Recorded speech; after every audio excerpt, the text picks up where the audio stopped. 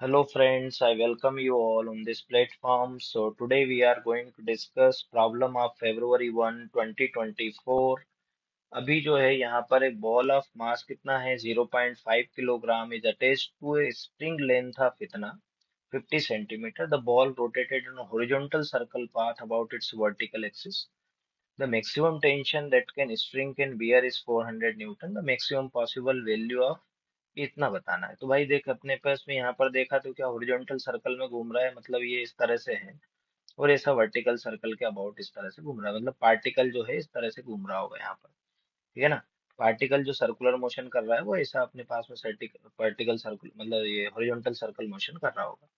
Maximum tension की बात करें तो बोल मैक्सिमम टेंशन कितना होगा. रस्सी की लेंथ कितनी है भाई, मान लीजिए अपने पास में एल लेंथ है ना. मैक्सिमम टेंशन की बात करें तो बोल के यहीं पे कहीं होगा. टेंशन किधर की तरफ लगेगा ऐसा. तो बोल ये सर्कुलर का प्रॉब्लम है. सर्कुलर के प्रॉब्लम में क्या है, एक रेडियली आउटवर्ड डायरेक्शन में हम लोग एक फोर्स लगाते हैं, वो क्या सेंट्रीफ्यूगल फोर्स बोलते हैं कि नहीं बोलते.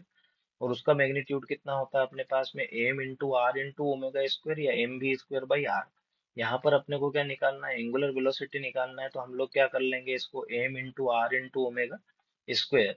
यहाँ पर जो आर का वैल्यू अगर लें तो आर क्या है अपने पास में लेंथ के बराबर, इसलिए कितना हो जाएगा एम एल ओमेगा स्क्वायर. तो बेसिकली जो टी मैक्स है वो किसके बराबर होगा अपने पास में एम इंटू एल इंटू कितना हो जाएगा ओमेगा स्क्वायर. क्या आपको टी मैक्स का वैल्यू दिया दिया हुआ है, कितना न्यूटन है अपने पास में 400. मास का वैल्यू दे रखा है दैट इज 0.5 किलोग्राम. लेंथ दे रखा है अपने को 50 सेंटीमीटर. तो कन्वर्जन करते समय ध्यान रखें पूरा प्रोग्राम अपना किस में चल रहा है, एसआई यूनिट में. तो बोलिए 50 सेंटीमीटर को हम लोग मीटर में लिखेंगे तो कितना हो जाएगा 0.45 मीटर इंटू ओमेगा स्क्वायर. ये अपने को निकालना है. तो देखिए omega square is equal to कितना हो जाएगा अपने पास में ये 400 अपॉन में 0.25 0.5 इंटू 0.5 है 0.25. तो 0.25 हमने ऐसा लिखा. तो देखिए omega square is equal to कितना आ गया अपने पास में 400. 0.25 को हम लोग 1/4 लिख सकते हैं. तो बोलिए omega square is equal to कितना हो जाएगा अपने पास में 400 into four that is of कितना हो जाएगा 1600. तो ओमेगा इज इक्वल टू कितना हो जाएगा अंडर रूट ऑफ कितना होगा अपने पास में.